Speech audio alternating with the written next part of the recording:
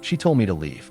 Not with anger, just that soft, steady voice of hers, the kind that made everything sound like a promise even when it was an ending. But I didn't move. I stood there, halfway between the doorway and her living room, watching her hand rest on the arm of the chair, still, elegant, trembling just once before she pulled it back. The clock on the wall kept time too loudly. Outside, the rain had slowed to a thin whisper against the window, but inside it felt like everything was holding its breath. She didn't look at me at first. She never did when she was trying to keep control.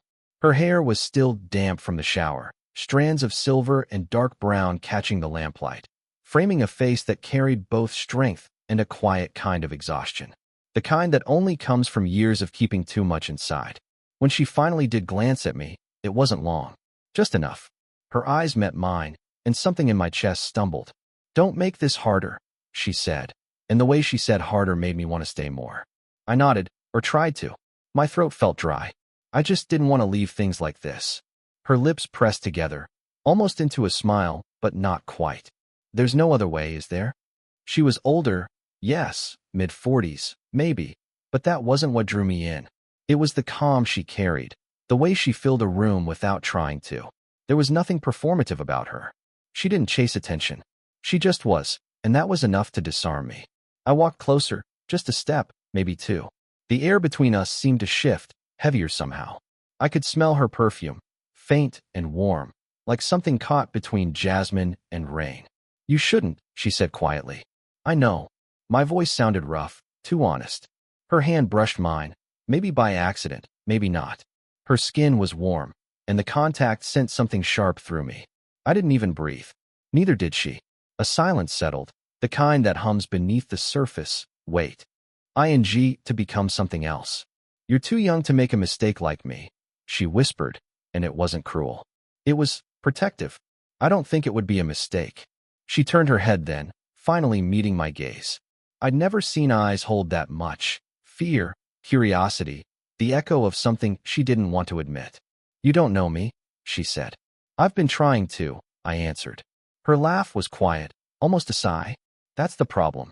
For a moment, she let her fingers stay near mine, close enough that if either of us moved an inch, we'd be holding hands. But she didn't move, and neither did I. The clock ticked again. The rain stopped. Somewhere, a car passed by, breaking the silence just long enough for her to pull away. "Go home," she said, softly this time. I should have, but my feet wouldn't move. Her eyes flickered to mine again, not as a warning, but as if she was waiting for something I wasn't supposed to give. Then there was a sound, a knock at the door. Sharp, unexpectedly. She straightened instantly, breath catching. I stepped back without thinking, pulse heavy in my ears. Her voice dropped to a whisper. "You shouldn't be here." And maybe she was right. But as she turned toward the door, her hand brushed against my sleeve again, fleeting, trembling, like she wanted to say something else but couldn't. And in that suspended moment, before she opened the door, I realized leaving wasn't the hardest part. Forgetting her would be. I didn't see her again for 3 days.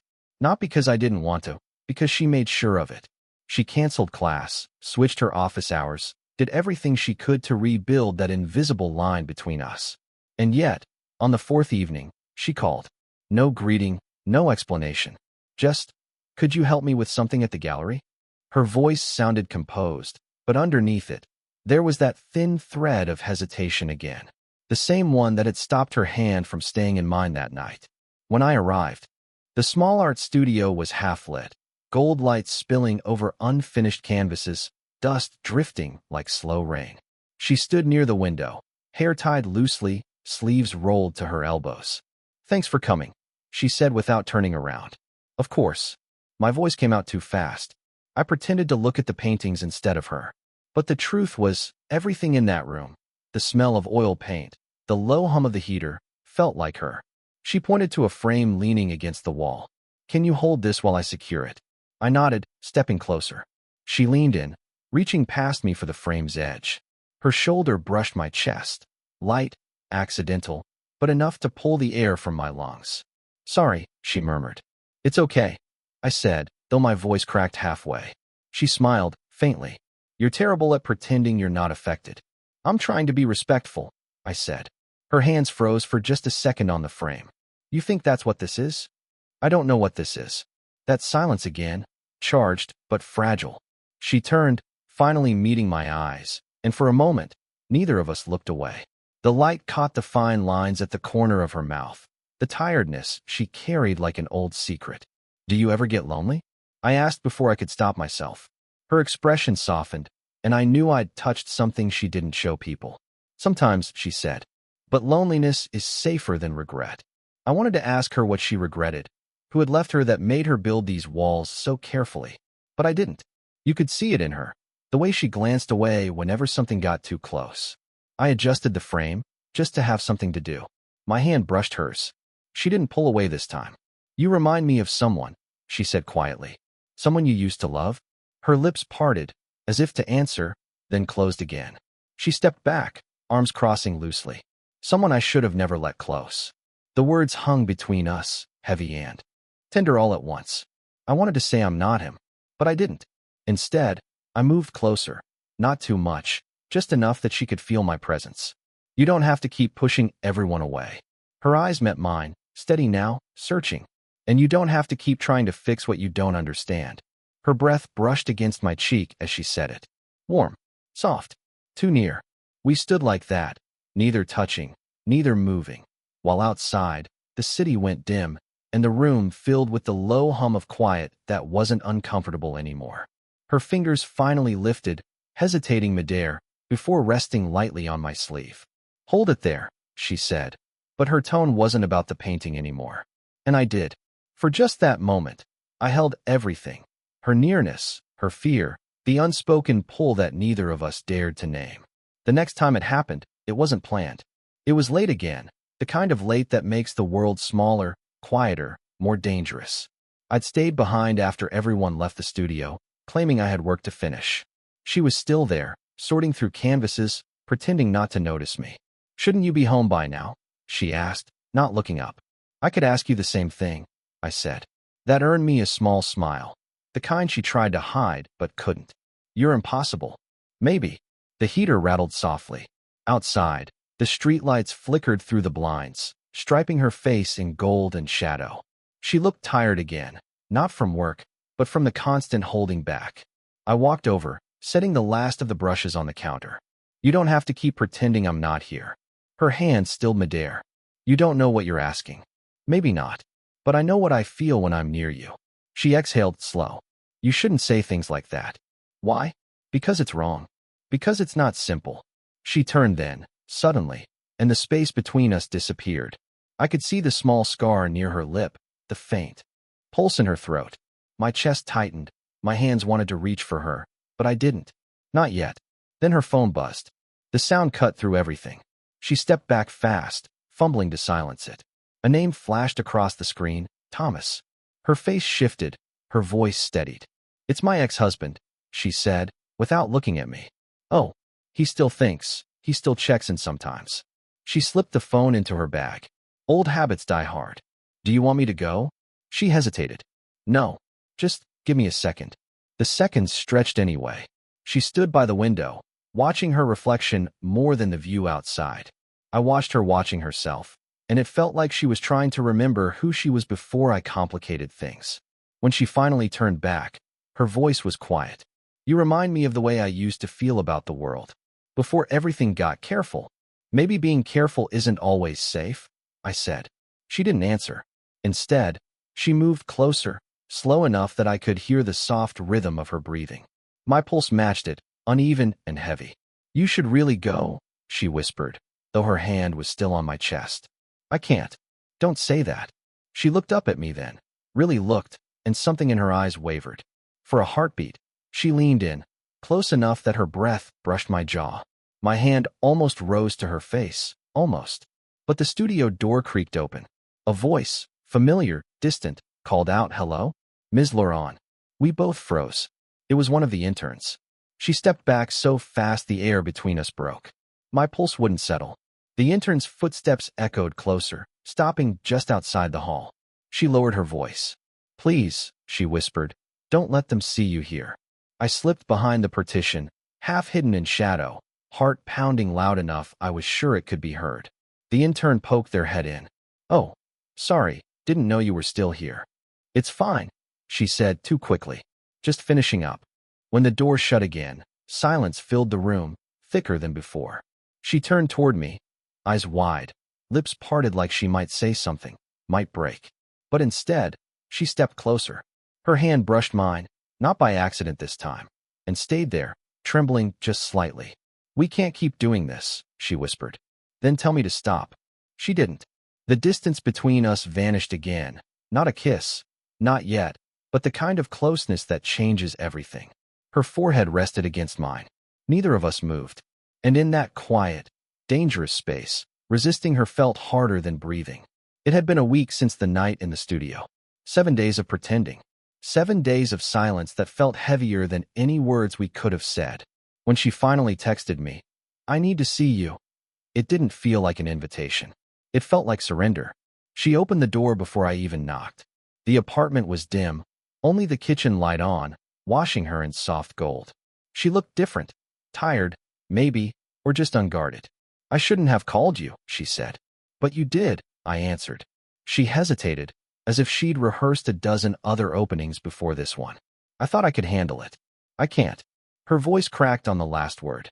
I took a step closer, slow enough that she could stop me if she wanted to. She didn't. "I haven't been able to think about anything else," I said. "That's exactly why this needs to stop." "Then say it like you mean it." Her jaw tightened. She turned away, pressing a hand against the counter. "You're 25. You don't understand what this looks like." "I don't care how it looks." "You should." Her voice rose, too sharp, too defensive. "You'll ruin things for yourself." I moved closer, close enough to see the tremor in her shoulders. "You think this is about what I want to risk? You think I'm chasing some fantasy?" She spun around, eyes bright with something between anger and longing. "Then what is it?" "This," I said, almost whispering. "You." For a second, everything went still. The air, the light, even the sound of the city outside. She stared at me, breathing too fast, eyes searching mine like she was trying to find a way out.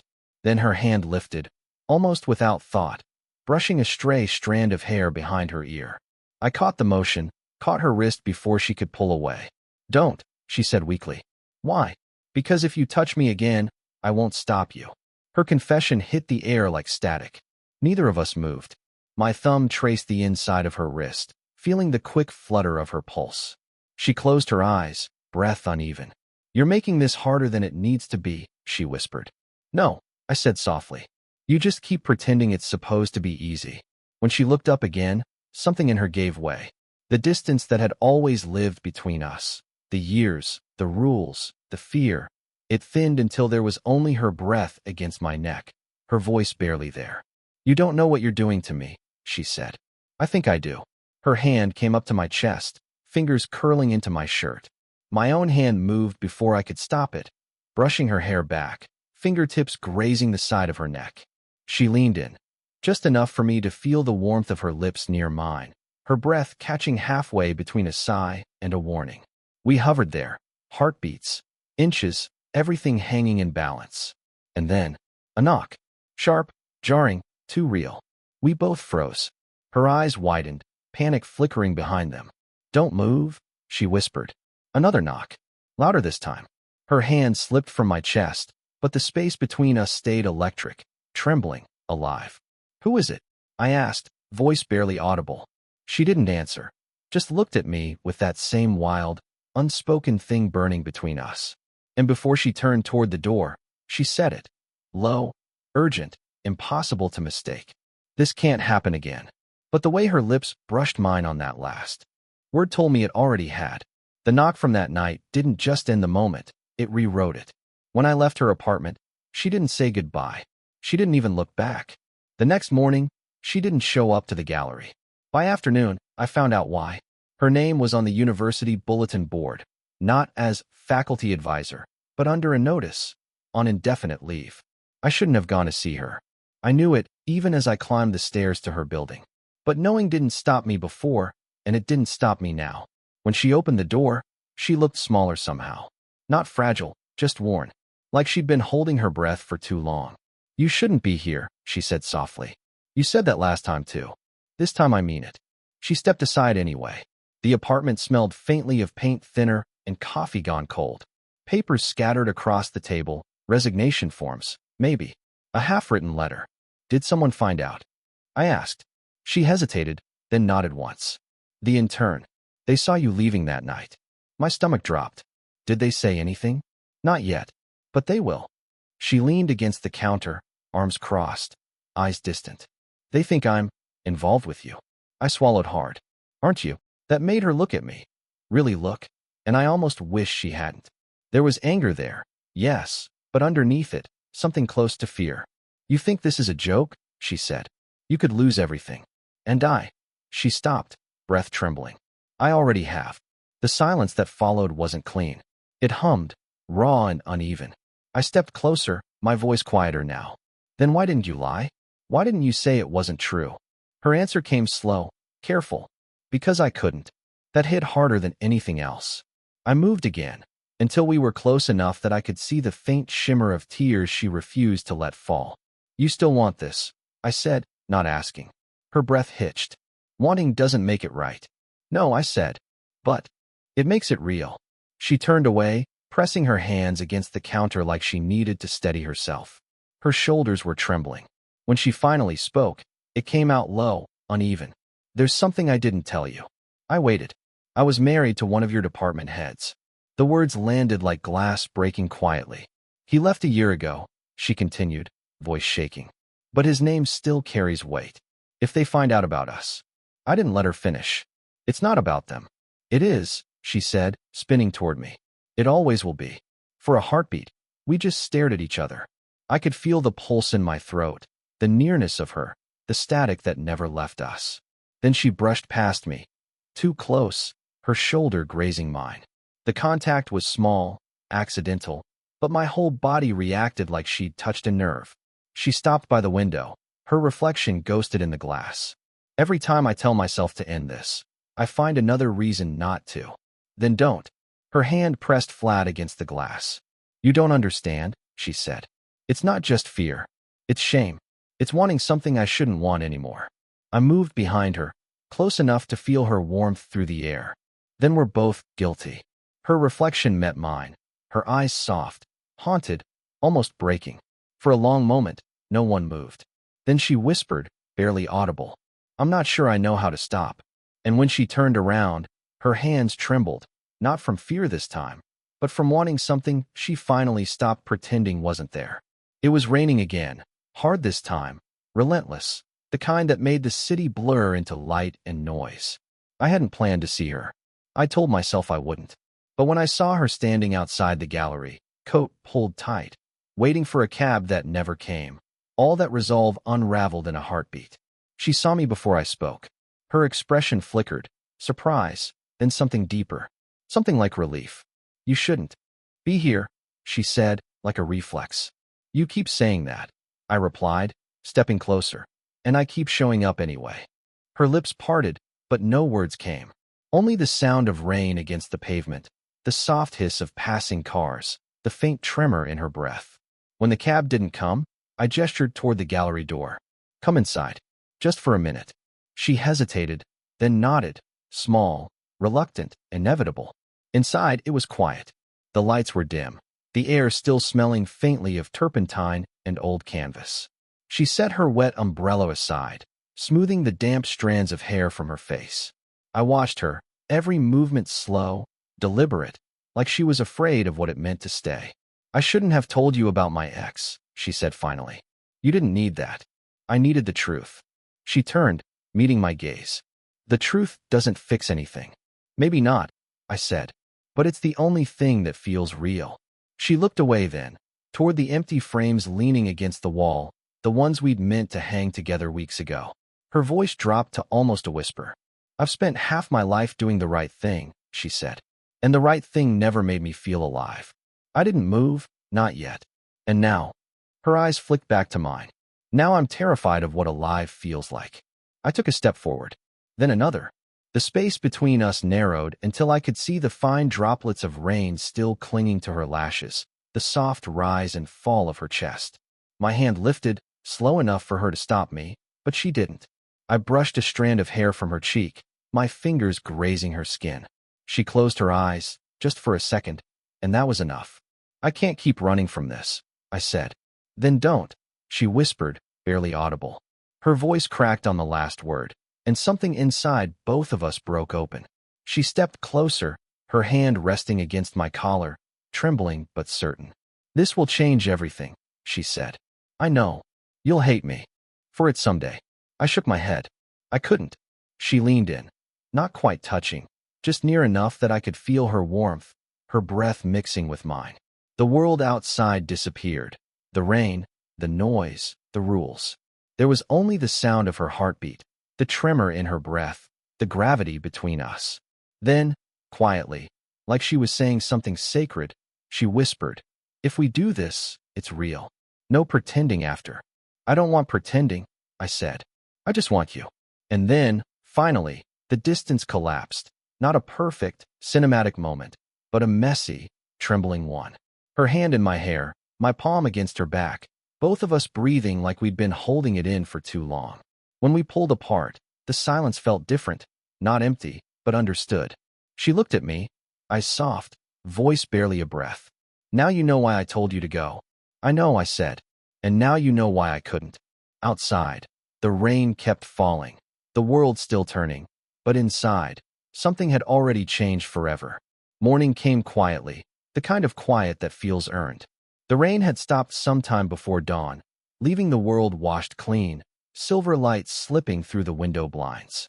She was sitting on the couch, barefoot, hair loose, a mug of coffee in her hands. I stood in the doorway, watching her. For a moment, neither of us spoke. After everything that had happened, the warnings, the fear, the pull we couldn't shake, the silence finally felt safe. "You didn't leave," she said, not turning around. "You didn't ask me to," I replied. She smiled faintly, eyes fixed on the window. "Maybe I'm done asking." I sat beside her, close but not touching. The air between us was different now, no longer sharp, no longer full of what-ifs. Just steady, breathing space. "Are you scared?" I asked. She took a sip of coffee, then nodded. "Terrified." "You." "All the time," I said. That made her laugh, soft, real. "Good. Then we'll be terrified together." I reached for her hand, not quickly, not dramatically, just slow, deliberate. She didn't pull away. Her fingers laced with mine like they'd been waiting to. Warm, familiar now. "You know," she said, her voice quieter. "I spent years convincing myself that wanting something at my age meant I'd failed at something else. But you." She hesitated, looking down at our joined hands. "You reminded me that wanting isn't the same as being lost." I didn't answer right away. Instead, I brushed my thumb over her knuckles, tracing the small ridges of time she never tried to hide. "And you taught me that love doesn't have to make sense to matter." She looked up then, eyes soft, alive, finally unguarded. Outside, the city was waking up, traffic humming, voices starting to fill the streets again. But here, in the small quiet space between us, time felt slower. Her shoulder leaned into mine. "Do you think this can work?" she asked. "I think it already is," I said. Her laugh came out like a sigh, full of disbelief and relief all at once. Then, slowly, she rested her head on my shoulder. I turned just enough to kiss the top of her hair, light, almost reverent. No promises, no perfect endings, just the warmth of her hand in mine, the steady rhythm of her breathing against my chest, and the unspoken understanding that we'd stopped running from what was already ours. For the first time since I met her, she wasn't trying to send me away, and I wasn't trying to stay. I just was. The kind of closeness that doesn't ask for permission, that doesn't need to be explained, only felt. When she finally looked up, her voice was barely a whisper. "You know, I thought this would break me." I smiled, brushing a strand of hair from her face. "Maybe it just broke something open." She smiled back, quiet, tired, beautiful. And for the first time, there were no walls, no distance, no pretending. Just us. The world outside moved on. But we didn't. We stayed. There, in that soft morning light, choosing each other. Did you enjoy the story? What kind of stories would you like to hear next?